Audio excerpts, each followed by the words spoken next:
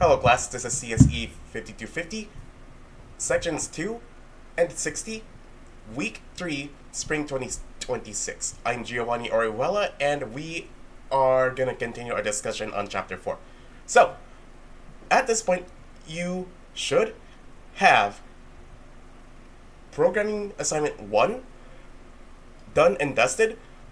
You should now have a parallel pi estimating program, but it's going to have some bugs in it. This is going to be our start on how to address and fix those bugs. Of course, the most pressing of them all is the race condition, which comes about simply because we have multiple threads trying to access the same shared variable.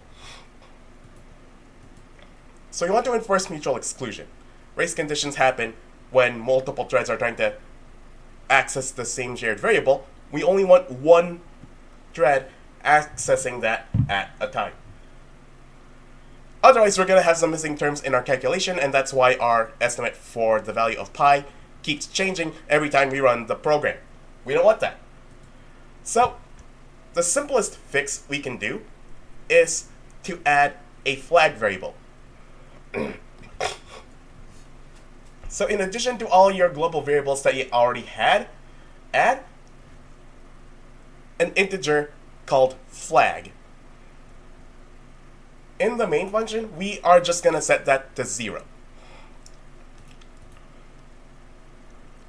So what this flag is going to do is it denotes which thread is going to access the critical section next. And we enforce that by adding a while loop. So in the thread function, we add this while loop, while flag does not equal my rank. So what's going to happen is this thread is going to repeatedly execute this operation. It's going to keep executing this check, flag does not equal my rank, over and over and over again. And it's going to keep on doing that over and over and over again until that flag variable changes to be the same as that thread's rank. So if this is thread 1, for example, let's say thread 0 is currently in the critical section, therefore flag equals 0, flag does not equal my rank, which in this case is 1. That means the condition flag does not equal my rank is true, so this thread 1 is gonna check that condition over and over and over again. That means thread 0 is doing its thing while thread 1 is stuck. Let's skip to thread 0 for a moment and leave thread 1 for a moment. As thread 0 is doing its thing, it's going to add to the global sum, and then at the end, it's going to increment the flag variable by 1. So thread 0 increments the flag variable by 1. Thread 0 increments the flag variable by 1.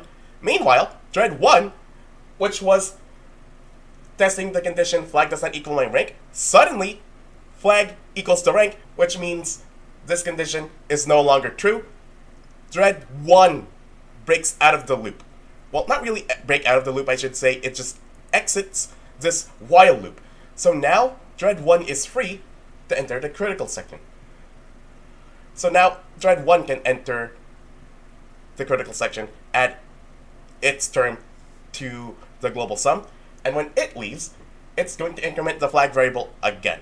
One extra thing to know is if that flag variable goes over the number of threads, so if we have thread 0 and thread 1, and there's only 2 threads, we have to add a little extra code to make sure it loops back to 0. So that's what that flag equals flag mod thread count is for.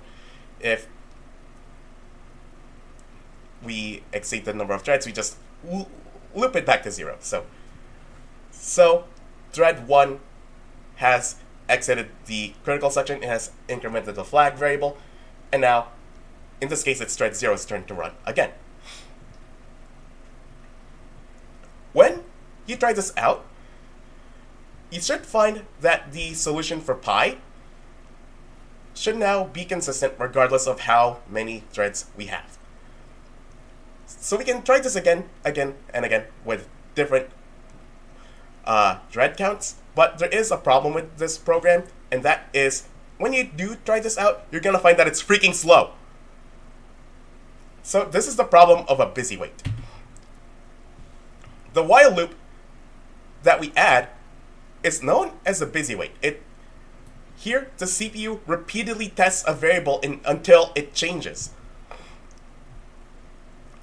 When a thread enters its critical section, it adds its value to the sum, and then it increments the flag to indicate it's time for the next thread to 1. So when thread 0 leaves its critical section, it's basically indicating to thread 1, hey, it's your turn to run next.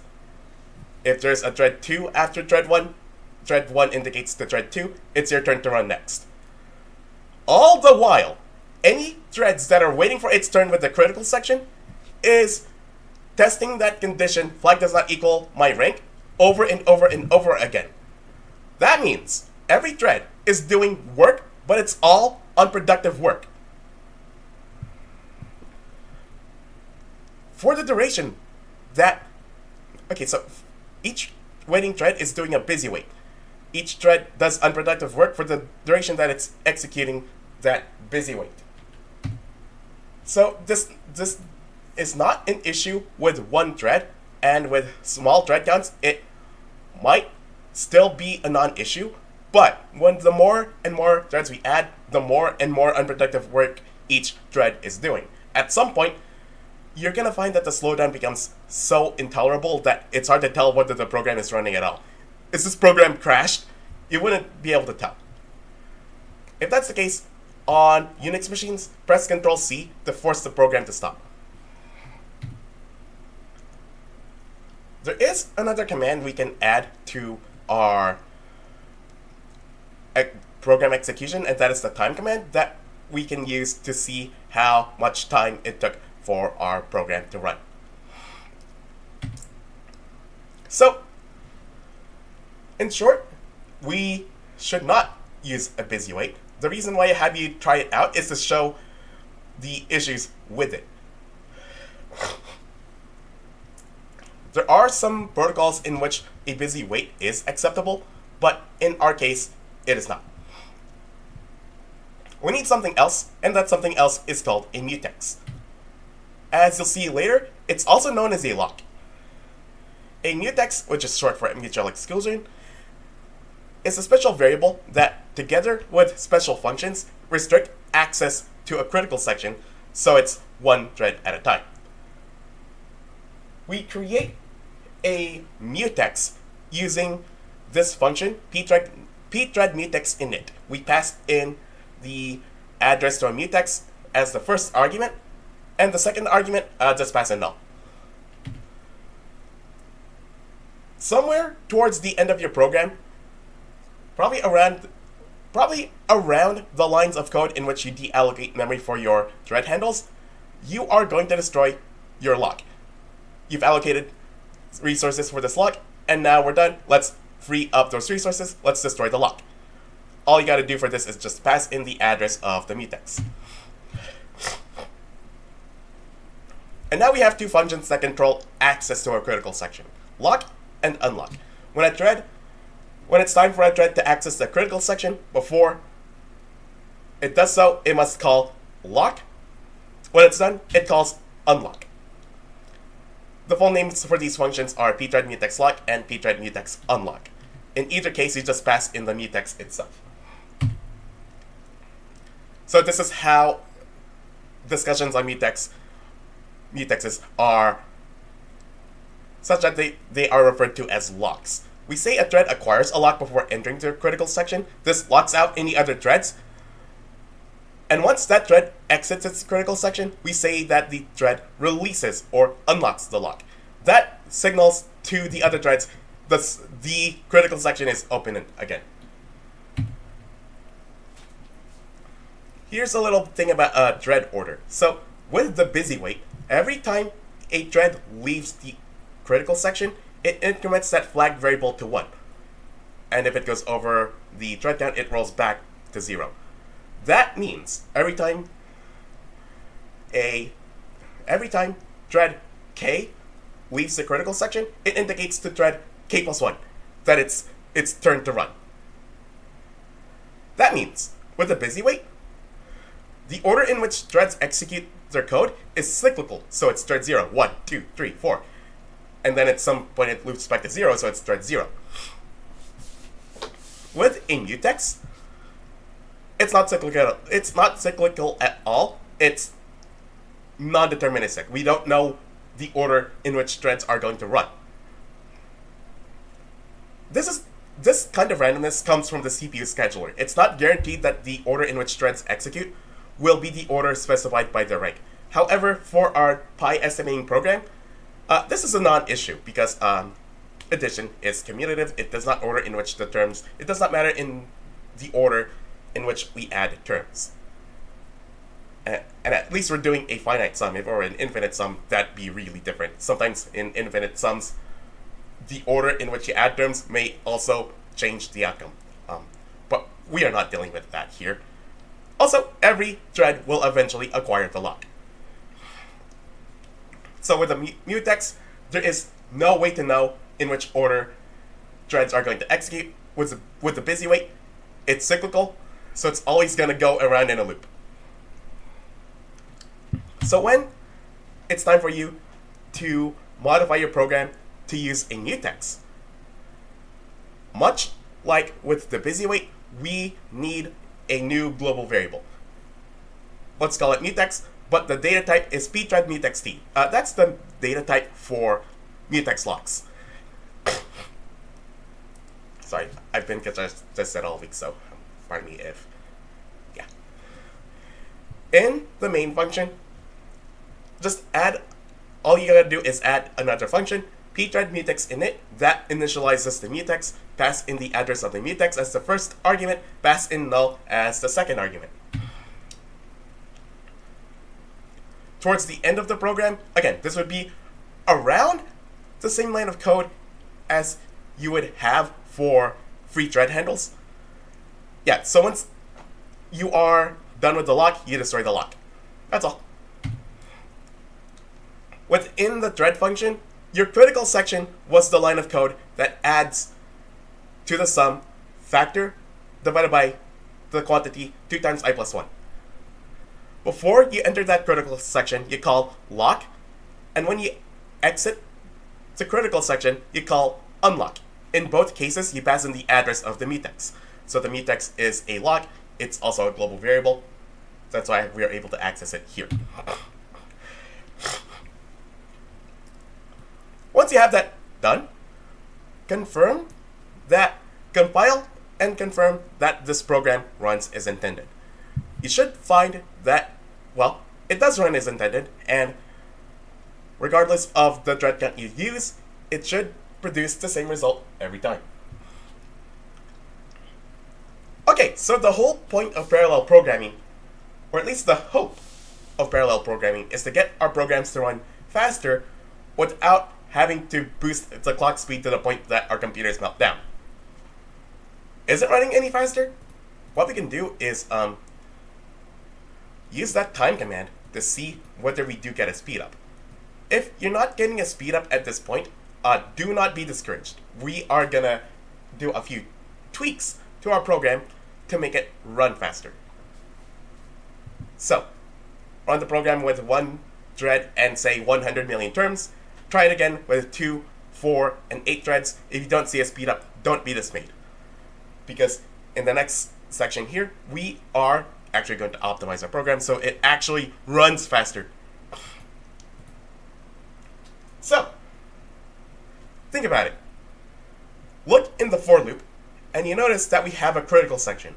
But because it's in a for loop, and for each thread, it's adding roughly n over p terms, where n is the number of terms and p is the number of threads, it's going to access the critical section n over p times.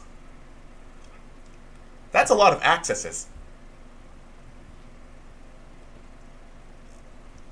Think about it. If we are adding to the sum over and over and over again for each term, couldn't we just add everything to a local sum, and then when we're done, we add that local sum to the global sum.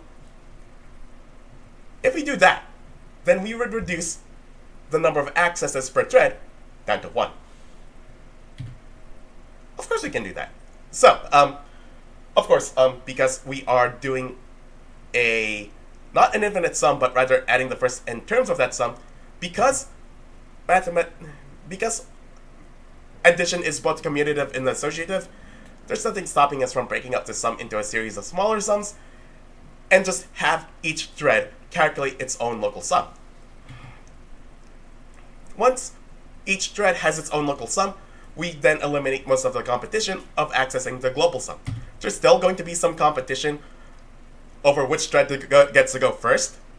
So some of that is going to be up to the thread scheduler, the CPU scheduler, I should say.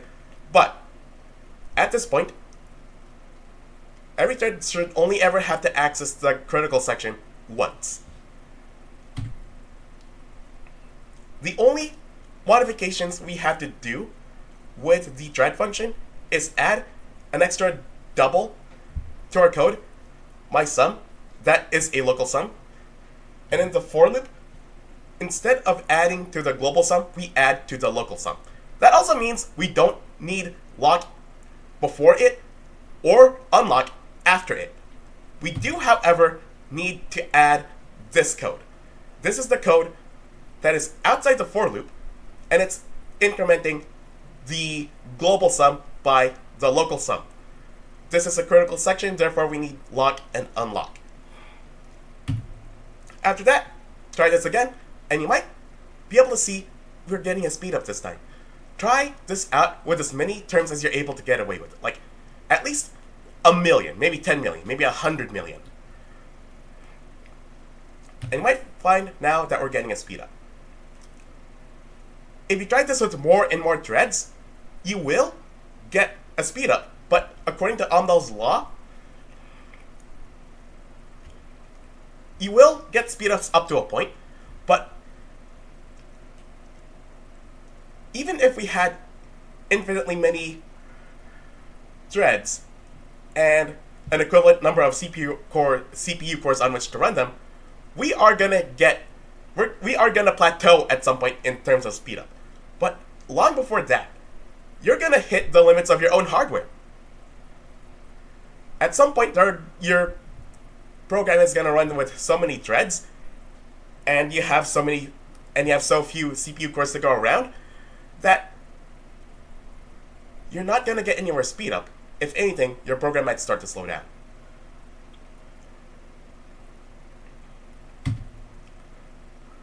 But at the very least, if we use more reasonable quantities for the thread count, we should find at this point we are in fact getting a speed up.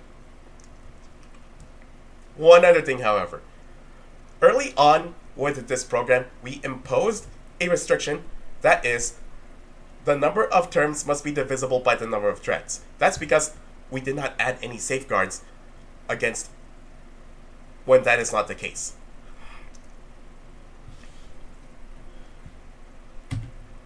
We can add some printf lines to debug what's going on, but what you should find is if you did a thread count that does not evenly divide the term count, you might get a differing result, such as what's shown in this screenshot here.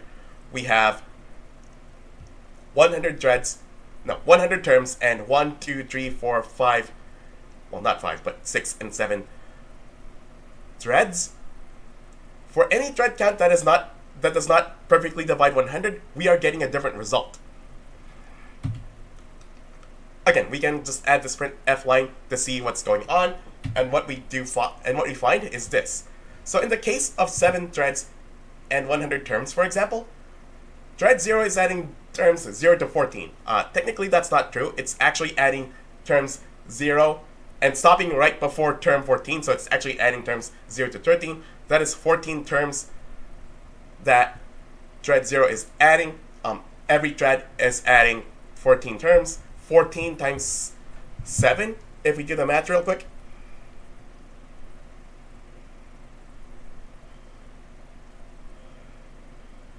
14 times 7,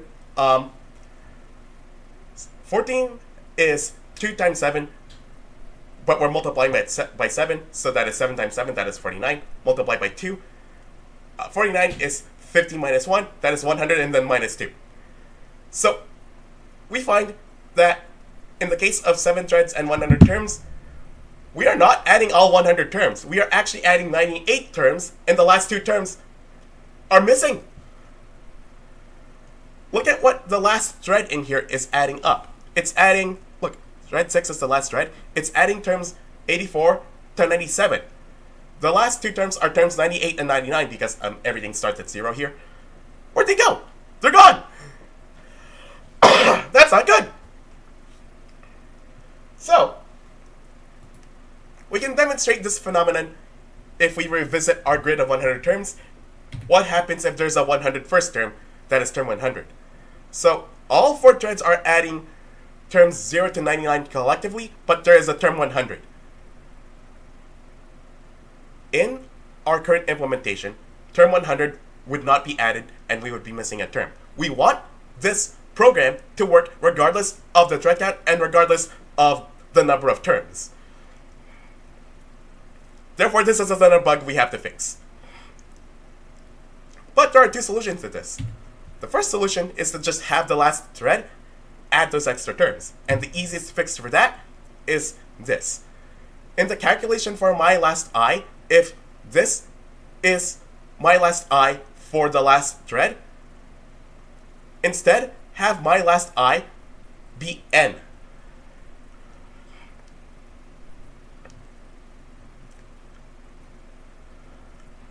So if we go back a few slides, we find that in the case of 7 threads and 100 terms, my last I for thread 6 is 98.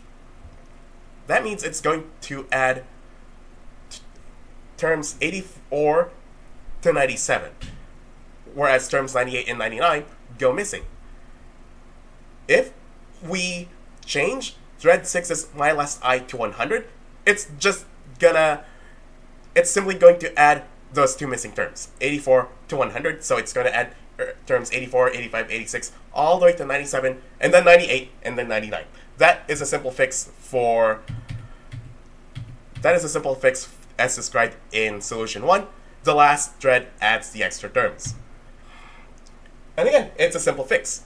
All we got to do is, for the last thread, change my last I to be n. There is a second solution that I personally like more. You gotta imagine threads leapfrogging over one another. So we have this grid of 100 terms plus our extra 101st term, and because of the commutative and associative properties, it doesn't matter the order in which we add terms. What if instead of thread 0 adding terms 0 to 24, thread 1 adding terms to 25 to 49, thread 2 adding terms 50 to 74, and thread 3 adding terms 75 to 99, what if we added them like this? So thread 0 adds term 0, and then it goes up 4 and then adds term 4. Then it goes up 4 and then adds term 8. And then all the way so on and so forth to terms 88, 92, and 96. Does this still work? It should. Because we're just adding the same terms in a different order, but because addition doesn't matter the order in which you add terms, we should still get the same result. There are some patterns that you might be able to pick out. For example, thread 0 starts at term 0, thread 1 starts at term 1, thread 2 starts at term 2, thread 3 starts at term 3. And they all go up by 4 each time. So the next term after thread 0 is the next term for thread 0 after term 0 is term 4.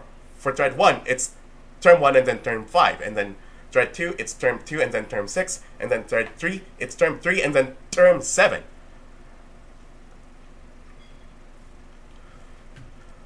But look at what they're stopping at. They're all going up. The terms 96, 97, 98, and 99. If we exceed that, we go out of bounds for the number of terms we have, which is supposed to be 100 terms. That means if we want this code to work, we don't even need to have a my last n anymore. All you have to say for the condition for our for loop, because previously we had it such that I is less than my last n. We don't actually need that anymore. We just have to say I is less than n. That's it. We don't even need my first n anymore. What we do, but we get it for free because the thread's rank determines its starting position. Thread 0 starts at term 0, thread 1 starts at term 1, and so on and so forth.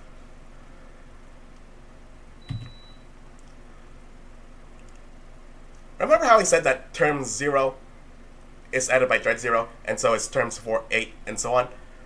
Divide all those numbers by 4, and you'll find that the remainder is 0. So, thread 0 adds terms whose index divided by 4 is remainder 0. Thread 1, remainder 1.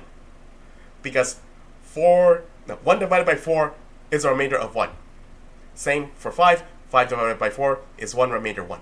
So all these terms for thread 0, those are indices whose remainder is 0. Thread 1, remainder 1. Thread 2, remainder 2. Thread 3, remainder 3. In general, the ith term is handled by the thread whose rank is I mod p. This also means if we have this 100th term, because 100 divided by 4 is 25 remainder 0, that means this 100th term is handled by thread 0. And as I said, when we modify the for loop for this implementation, we don't need a my first I or my last I anymore. So we can just write the for loop as we normally would, with only two modifications. 1, I equals my rank. 2, instead of I plus plus, it should be I plus equals thread count. So the initialization is I equals my rank instead of I equals 0, and the increment is not I plus plus, it's I plus equals thread count. This is how we get that leapfrog effect, because every thread starts at its own unique starting position determined by its rank, and they all go up by 4. Well, this is for the 4 thread case, but if we have an n thread case, each thread would be going up by n instead. So, as an overview, solution 1 is more of a bug fix to dividing the terms into p blocks of roughly n over p consecutive terms. Solution 2 has threads add non-consecutive terms whose spacing is determined by the thread count. It's basically the same amount of work, but it's arranged differently. But either solution will work into producing the same result regardless of the thread count and regardless of the term count.